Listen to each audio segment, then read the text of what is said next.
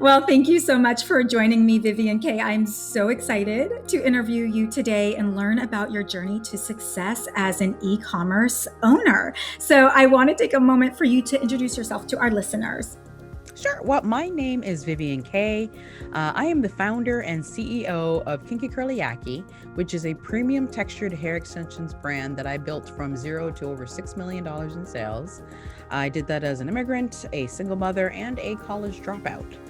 I'm also, I'm also a podcast host. I'm also a TV expert, an entrepreneur expert on a TV show, and I'm just an all around dope lady. Like I'm a bundle of joy. I'm an absolute pleasure. Well, I think so. So I first connected with you for one of our clients, one of our consulting clients, and you were modeling their product. And I just saw your images and they were so bright and colorful and beautiful. And you were just exuding this energy of joy, and I knew I needed to connect with you. And then I found out that here you are, this boss babe, you own this 7-figure e-commerce. Oh, you thought I was just a model. Yeah, right. No, you've got all sorts of beautiful skill sets here, and so finding out that we have a lot of parallel paths. That we've both been in e-commerce, we've both built 7-figure brands as single moms. I know that you have mentioned you're an immigrant, you're a college dropout. Like your journey is so interesting and fascinating and relatable to me, especially as a femalepreneur and a single mom.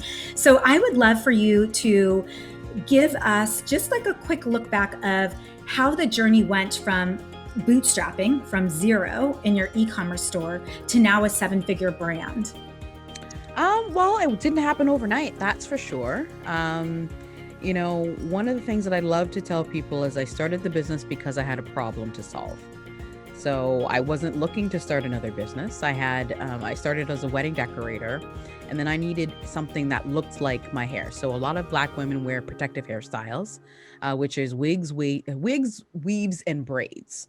And I wanted something that looked like my hair. But when I went looking for it, I couldn't find it. Or if I did, it was buried underneath the silkier, more European looking textures. And so then I sought to solve my own problem. I wanted hair that looked like mine. And so it was in doing that, I went to a networking event. I'd done all my own research, went to a networking event, let me rewind.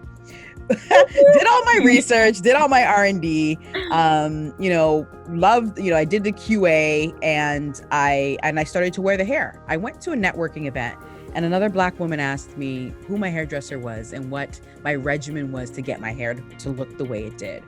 And I was like, girl, this is a weave. Mm-hmm. And she said, I would buy that. And of course, that's when the light bulb went off, because I thought I would buy it. She bought it. There's got to be at least a dozen other women who would buy it too. So in the down season of my wedding business, I launched KinkyCurlyYaki, and that was in December of 2012. So this was before everyone really started jumping on Amazon. So people were just getting comfortable with putting their credit cards online. And my business immediately took off in that first year. In that first year, I did just under 500,000 US. Wow. So 500,000 US dollars. And I had no idea what I was doing. I just knew that I had a problem and I had the solution, and I understood the customer because I was the customer. I got high on my own supply, right? So I understood the pain points. So I made it a point in my marketing to address those pain points specifically. And so, of course, that took off. And this was before influencers and algorithms and all that stuff took over.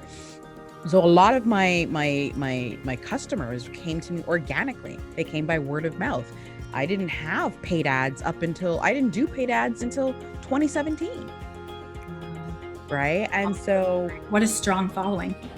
Yeah. Well, because I had a product, I was the customer, and I knew what to do I knew what to say in order to give them a solution, right? Because I knew what the problem was. And look, I've got a solution for your problem. So that journey was a bumpy one because I had no idea what I was doing, but it was working. Right. And I actually think that my being naive was actually one of the best things to happen, because I didn't have any, preconceived notions of how things should go. I was just like, woo, let's go, and doing it. Yeah. and doing it happily, right? When Instagram came along, I was one of the first hair extension brands on Instagram. So I took to the platform and I was using it like nobody's business. And same thing with Facebook, or actually where I'd actually started was from Facebook groups. So I was a member because I was trying to find my own solution. I was always in the Facebook group. So of course I learned how to use Facebook quick. But other than that, it was a really bumpy journey. It didn't happen overnight. It took me 4 years. It took me 4 years or 3 years after I'd started the business to hit my first million in revenue for the year. And even when that happened, I didn't even realize I'd done it. It just happened. Like, I was just like, oh, let me check, because I needed it for something.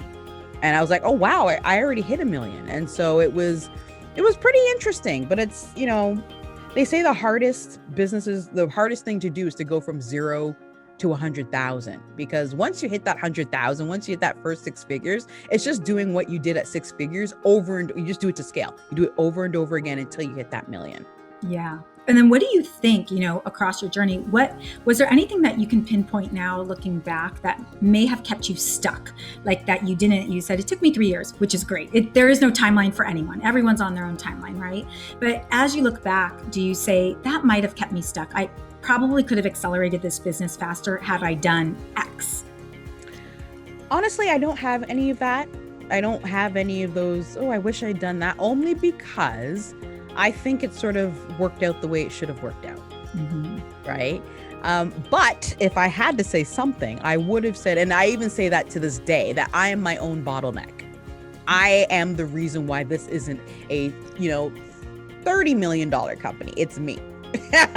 Right? And so I would say, if I had to say something, I would say it would be me. And that's because I serve a very specific demographic that has a very specific tone, who has that has a very specific product that not everyone can sell. Yet there are people who are just, people who aren't the customer who are selling it, and they're doing it really well, but are they keeping those customers? Right? And so then I'm not about selling the most and doing volume. I'm about helping that one customer feel her best.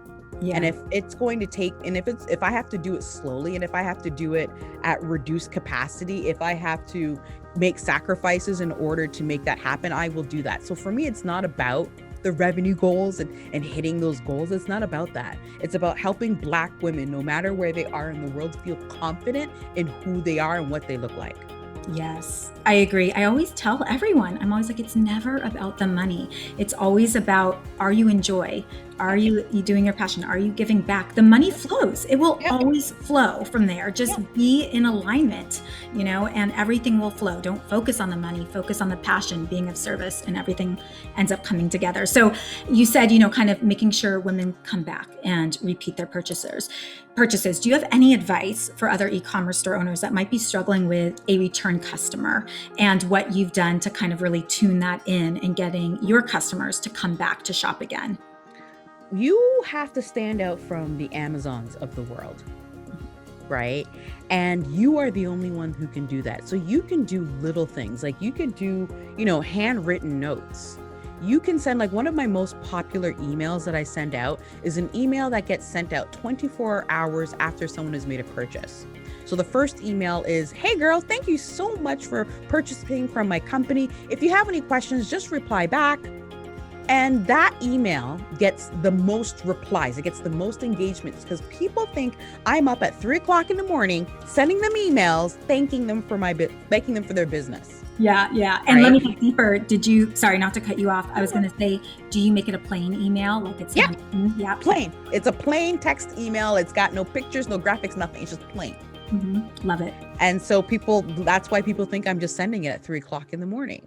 And then even then, if they buy again, I have another email that goes out. This one's a little bit more detailed. It's got a Beyonce gift that's like, thank you.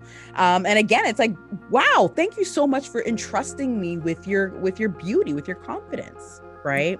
And so you can stand out from the Amazons, you can stand out from the big corporations because you are the little guy. So one of my suggestions is, if you're selling something, like Ashley from Mohala does a really good job of this. She sells sunglasses that are inclusive.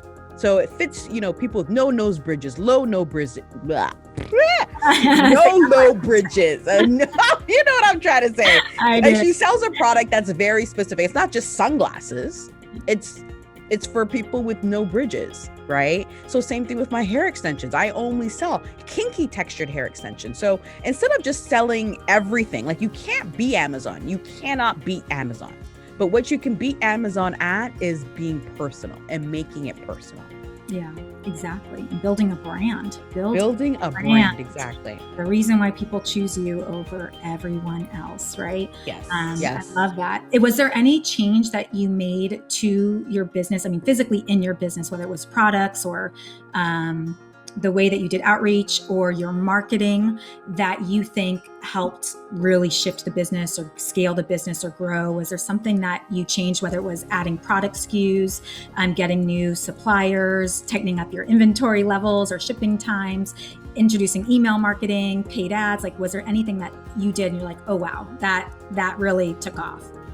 Well, the paid ads, actually. So again, I built the business to $1 million in revenue in 2016, and I hadn't done a single ad, not an email. I hadn't even done email at that point.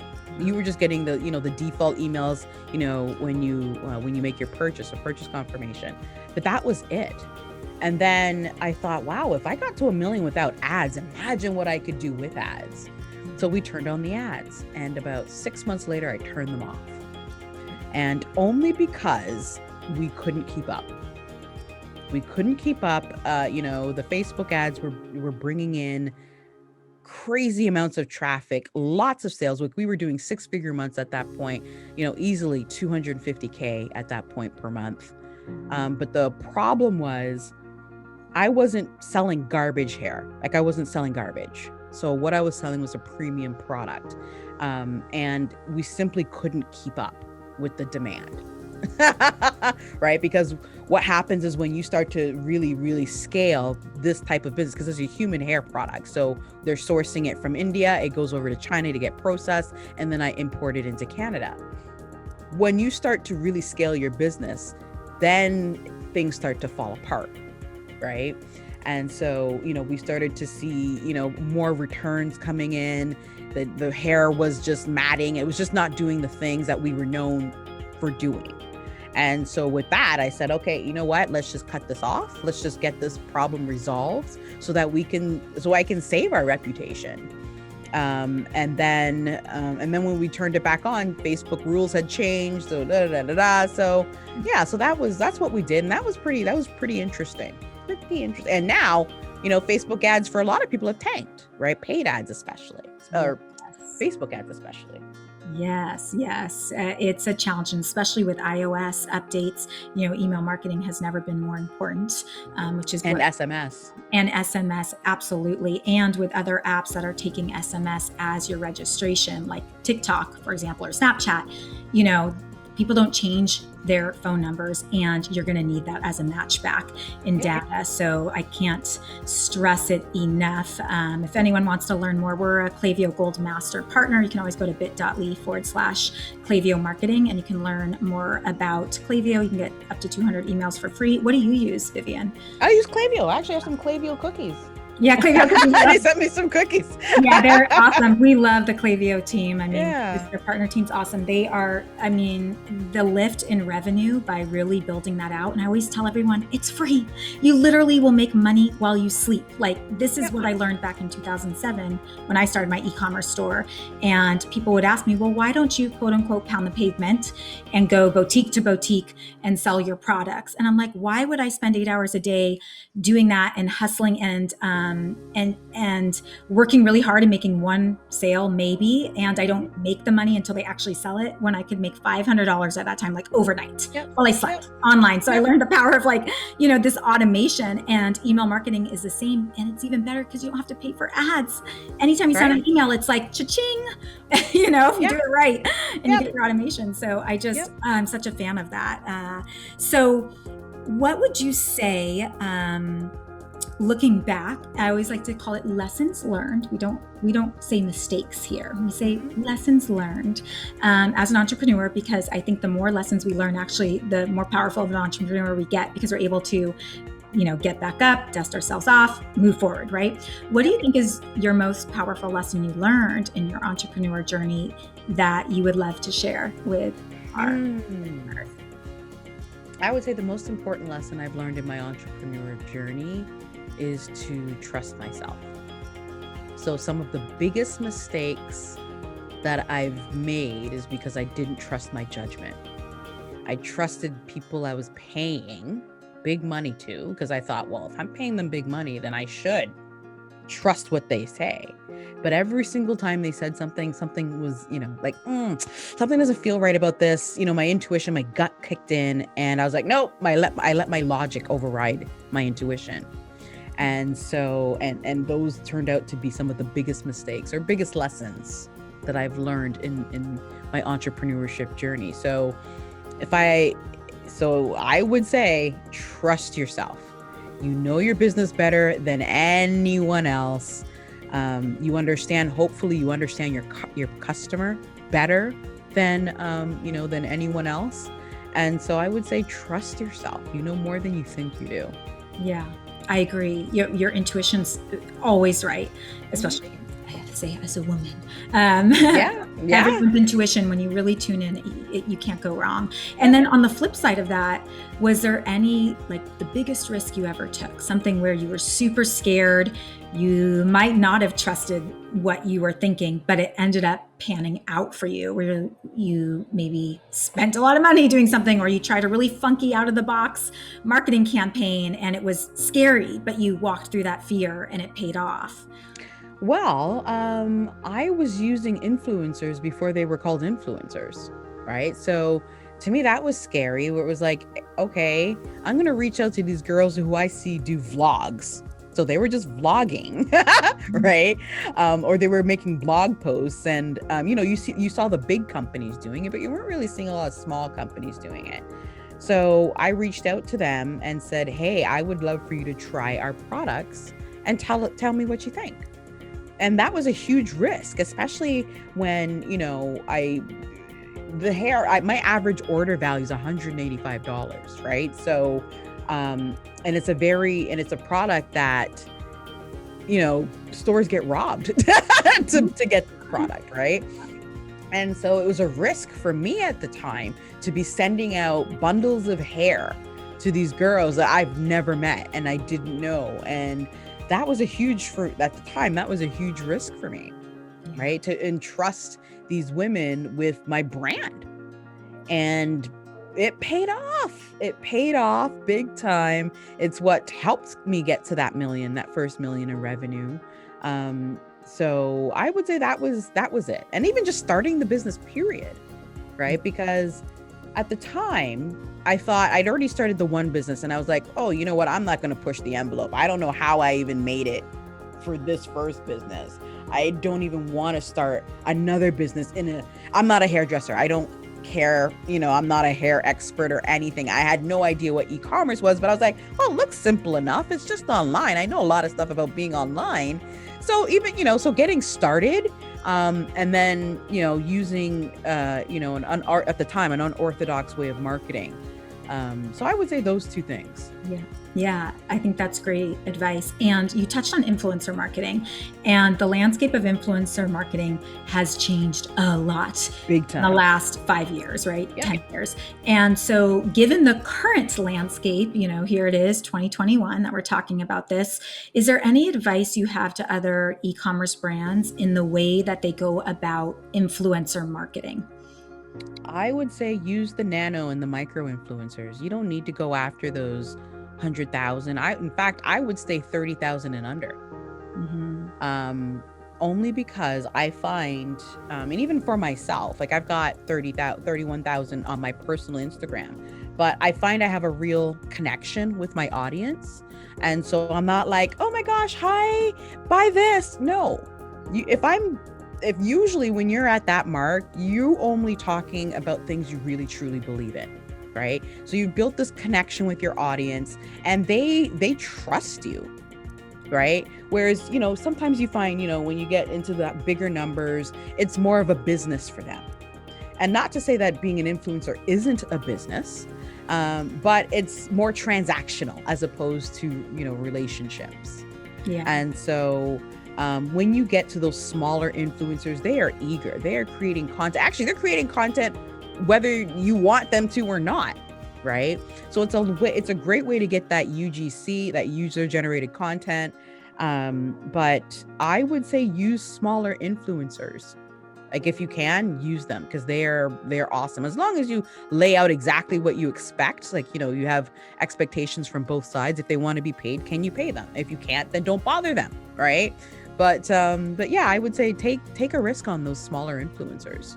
Yeah, I actually agree. This is the advice we also give our clients. And to tell you the truth, in my opinion, it's not about quantity, it's all about quality. So one of our clients, who's a big client, was going to start kind of like this influencer program, and she was going to get hundreds of influencers. And I was like, but they have no connection to your brand. You're going to look like everyone else out there who just sends free products to people who post it once and forget about it. I'd much rather you build deep relationships. I'd much rather you make your top VIP customers your brand ambassadors, if it's a good fit, because they know your products intimately. They love them. They are using them constantly. They'd be thrilled to get free product from you, right? And you can probably do it for free that way. Or look at these micro influencers who have such a deeper connection, exactly like you said. The one other thing that I like that I think people overlook because they think immediately social media for influencers, YouTube is an amazing place to get influencers from because they have long-term exposure.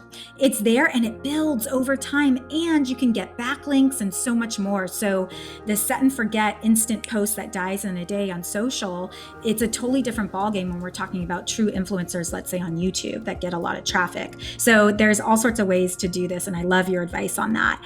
I have a question about mindset shift or the way you administer your business as a 7-figure business owner versus a 6-figure business owner, and what had to change? What were the unique new challenges and what had to change, whether it was mindset, whether it was the way operations worked, administration, organization?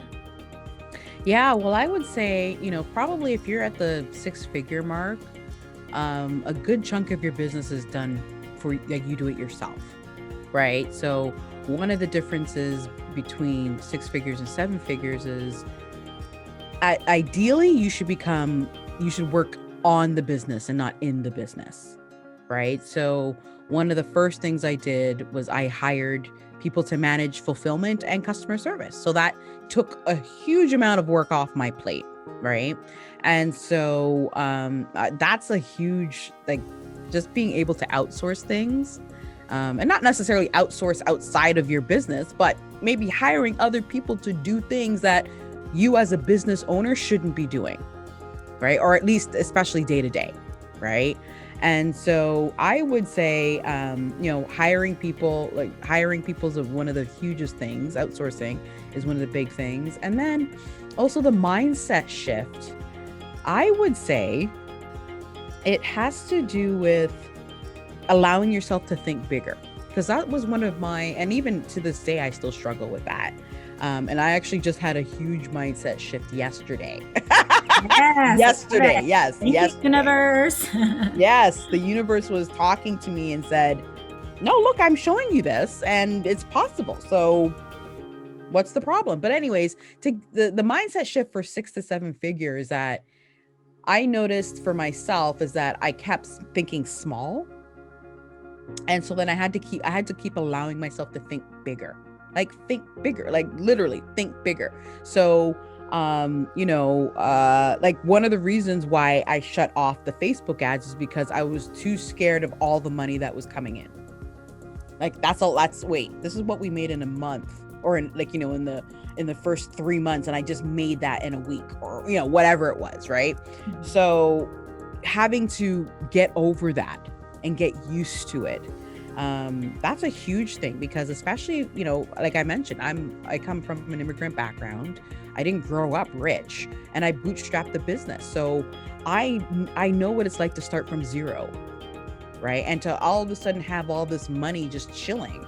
It was very, like, I was afraid to touch it. I was afraid to spend, because I was so concerned about whether or not I could eat tomorrow.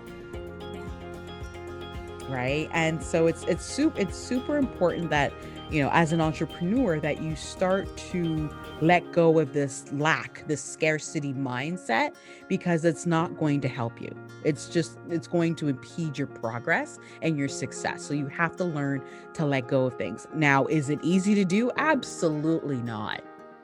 But it's something that you can work on, and, you can work on it day by day. And then eventually it won't hurt as much to spend money.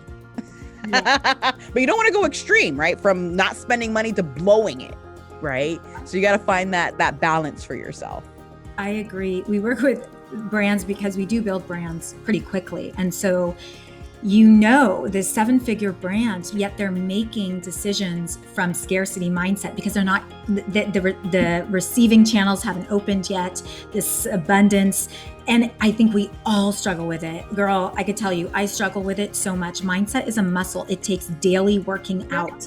And I believe 100%, everything you said aligns with me completely. Like, at 6 figures, you're wearing all the hats in your business. At 7 figures, you're starting to invest in your team, in your personal growth, and so much more. And the mindset could very well be the most difficult part, not the order fulfillment, not the marketing, not the emails, not the technical, implementation of the product. It's like your mindset. Yeah. And that's your mindset is everything. Yeah. And you don't realize that. And so it's something, like you said, you got to work on it every day. And it changes as you level up. I agree. And, actually, that being said, it's a good time to ask you what daily habits that you might have that you think attribute to your success daily. I would say that my daily habits, my habits have changed.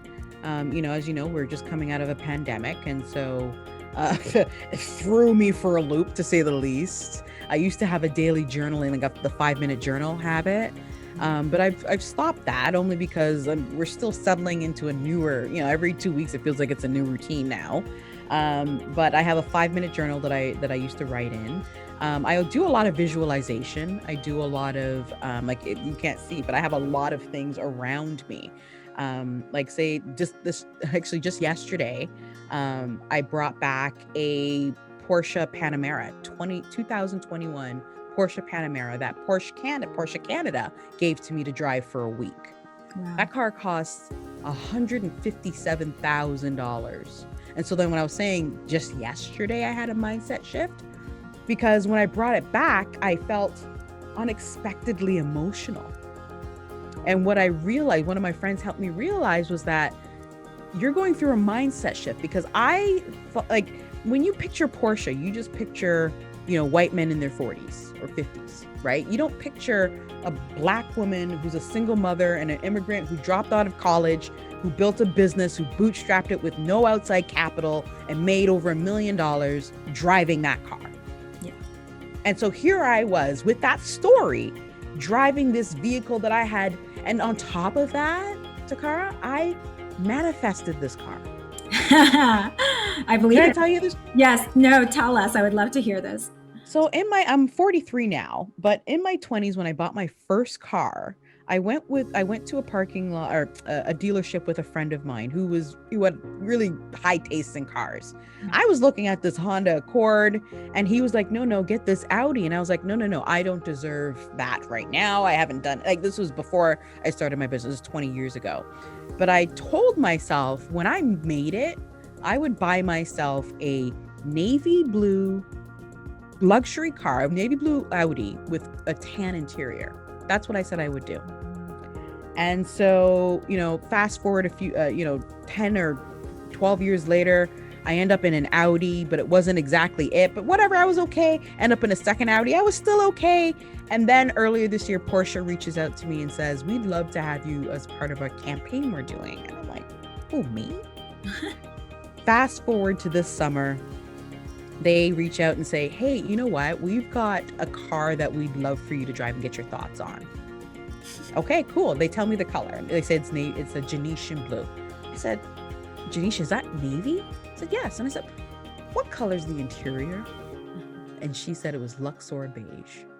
I nearly cried. I said, oh my goodness. And then, you see the color of my nails? So for those of you who can't see, my nails are like this neon yellow.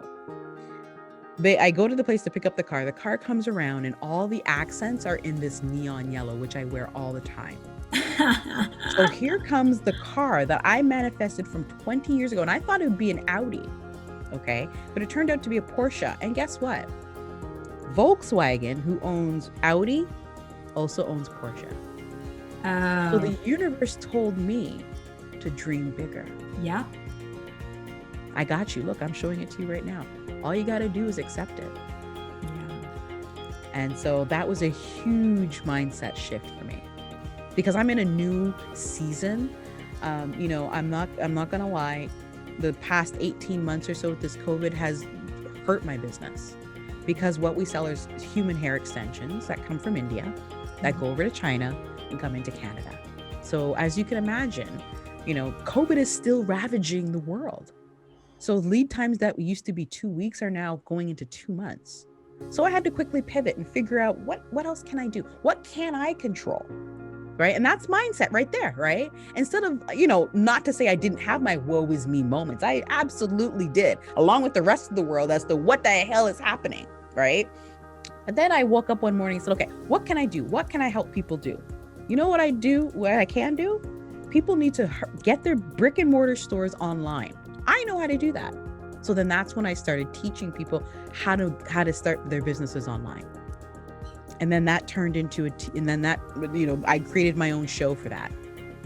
So I started out with, I started out doing IG Live, and then went to IGTV, and then went to YouTube. And then that turned into, a guest spot on a TV show. Then that turned into a regular spot. Then this summer they gave me my own show on YouTube. Then and it all starts with the mindset shift. It all starts there. But if I hadn't had that mindset to just start this business, even though I had no idea what I was doing, I trusted myself enough to figure it out. So sorry I was a little bit tangent there. I was just but speak more. I'm just going to zip my lips. I'm going to let you go because this is a good story. I love it. And it just shows, it's like, for me, I'm such a belief in manifestation, visualization, the universe responding to energy, right? And so when we're in a place of scarcity or fear, like the universe, that energy is put out there. And when we start really working on, our mindset around abundance and about, what we want, and it's just the energy we're starting to put out there, right? And it starts bringing itself back to us. And it just goes to show you how in alignment you are, that you are able to manifest and attract this.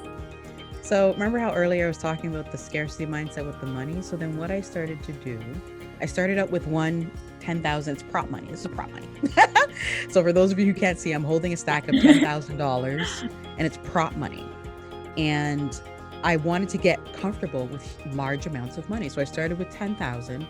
And then I moved up, and now I've got about 1.3 million in prop money. You can't see it, but it's all over there. I love it. Whenever I would start to feel anxious, I would start to count the money. This particular money, I actually put my face on it. Oh, I love it so much. I put my face on $100 bill. And on it, and on it, instead of "In God We Trust," I put "Encouraging you to do the big things." Oh my goodness. I love this so much. Yeah. And so then like you said, energy attracts energy.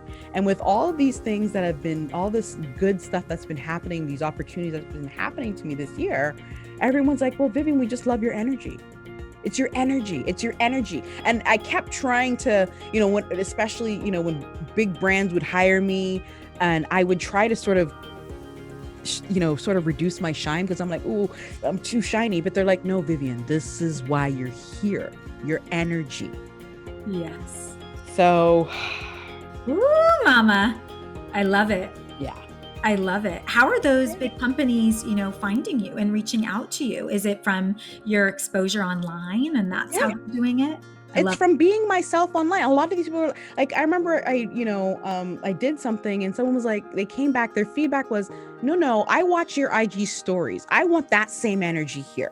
I was like, oh, okay, well, that's easy to do, right? But that's how it is. And it's just from getting started. It's just from doing something. It's just from taking that small step. I like to call them the big little steps. Yeah. All those steps that you think don't matter in the long run. Yes. So it's like, so what did I do? I started to do an IG live. That's how I started. And then I moved it to IGTV. Then I moved it to YouTube. But what I did is I created 42 episodes and showed my evolution and showed the growth over time. And I demonstrated my expertise along with my personality. And no one can duplicate that but me. Exactly. Right. And trust me, when people are looking for you, they will find you. What is meant for you will be yours. Yeah. So, but you can't get it unless you put yourself out there. Yep, 100%. And just get rid of the fear. Just step into it. You're uniquely you. And I was at a mastermind for some business owners on Oahu. And one of the women who creates unique art pieces was scared of putting those out there as even a digital course because someone might copy her. And I had a come to Jesus moment with her. And I was like, oh, mama, there wouldn't be the Nikes or the Reeboks or the North Face or the Adidas or this or that in the world because people aren't buying that. They're buying like you. No one can be you. Or if everyone else, I do a Facebook ads course. If I was worried that everyone was going to take my technique, there wouldn't be 1,000 other Facebook ads courses out there, right? So you've got to believe in yourself. People are investing in you because they are falling in love with who you are or your brand, or they align with your value system. Or they don't buy products. They don't buy products. They buy you. They buy people. Exactly. People do business with people and not companies. It's like, if people would understand that, so much would be easier in their marketing, right? Yeah. So I love asking this question. Actually, before I ask, I have one other question because we're both single mompreneurs. And I know I have a nonprofit dedicated to moms, supporting moms, and there's about 4,500 of them in there. And it's such a passion of mine to empower these females who a lot of times are in abusive relationships or, don't have an education that they feel they can fall back on in order to get them somewhere, are financially strapped, completely rely on their husband so they can't escape, right? All these things, if they need to, if they're in a bad situation. Yeah. So, and I hear from them, always the scarcity mindset, always. And I think that you are such a beacon of inspiration and hope, and I hope that I am too, that here we are, single moms are able to do it, and it's not easy. We're not saying it's easy. Absolutely. But we were able to do it. Just because you're a single mom, it does not need to be your narrative that you're stuck and you can't make this work. So I'd love for you to just take a minute and give advice to other single moms who might be struggling in, financially supporting themselves or starting a business or, feeling like they don't have what it takes to be quote unquote successful. Girl, you got what it takes. You have what it takes within you. I like to think, one of the things that I thought about, especially, as a single mom, when I was with my son's father and I was absolutely miserable. When I was miserable, my child was miserable. When I'm happy, guess who benefits from my happiness? My child. So if not for them, do it for yourself, right? Or vice versa. If not for yourself, do it for your children because they see you, right? I always like to call myself a possibility model. not a role model, but a possibility model so that you can see what's possible. So that skill set that you think doesn't matter, it does. Are you really good at organizing things, girl? Okay. Well, then start yourself a little organizational TikTok.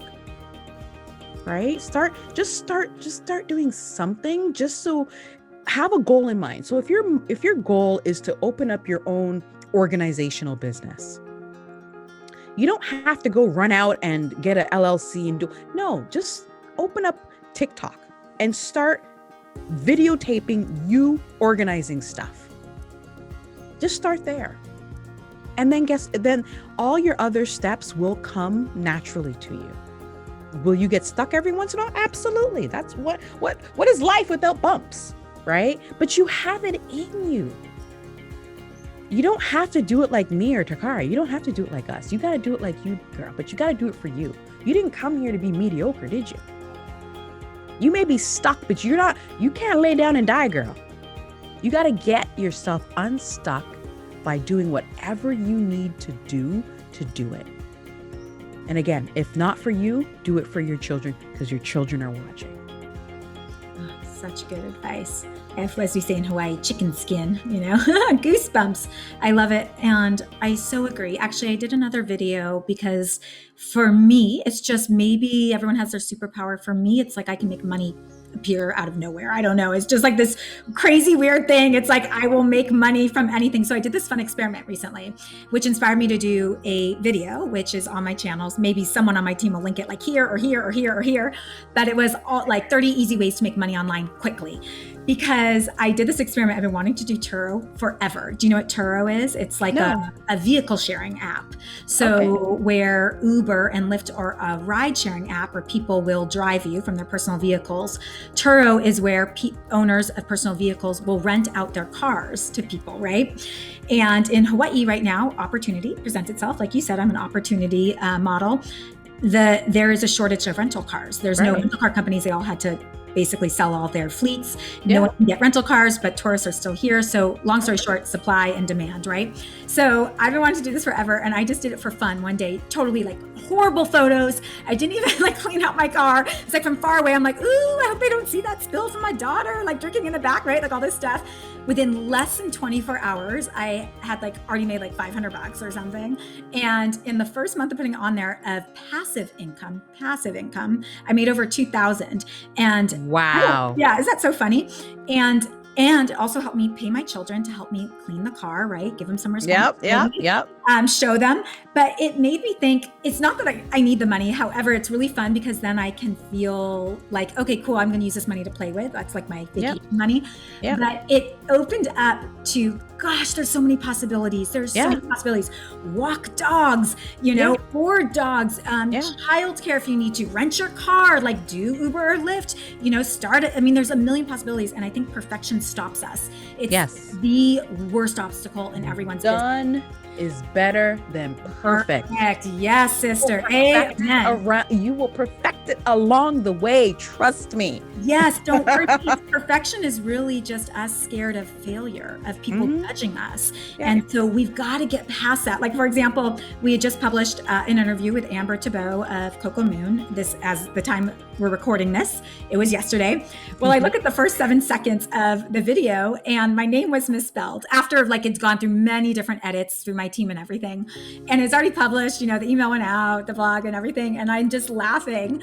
And I go to my team, I'm like, it's so amazing. You did such a good job, except for like my name being misspelled in the first 7 seconds, but it's cool. Don't worry about it. It's like everyone misspells Toccara. Who can spell Toccara, right? And of course she felt so bad when my team, she's like, oh, I can't. I'm like, oh my gosh, you did such an amazing job. Like, who cares? Done is better than perfect. We learn and we move on. So just get it out there to the universe, right? And to the world. They want to hear your message. They want your gift. So it doesn't need to be perfect. So, okay. So final question is, do you have any resources that you have found really helpful in whether it's mindset or your business, podcasts that you listen to or books or anything along those lines that have really kind of helped you with mindset or business growth? One of my favorite books is Atomic Habits by James Clear. That's a great book. because it teaches you the art of creating good habits for yourself and breaking bad habits. And I take that and I apply it to just about everything. It's like, hot sauce. I put it on everything, right? So there's that. I love listening to NPR's with Guy Raz, the How I Built This, listening to how people built their businesses. That's super interesting to me. I also love Blinkist.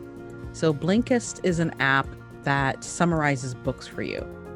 So instead of listening to music on the drive-in or commute or whatever the case may be, you just listen to blinks, which, usually is about 15 minute long summaries of books and of every book, like all the books you could think of. Yeah.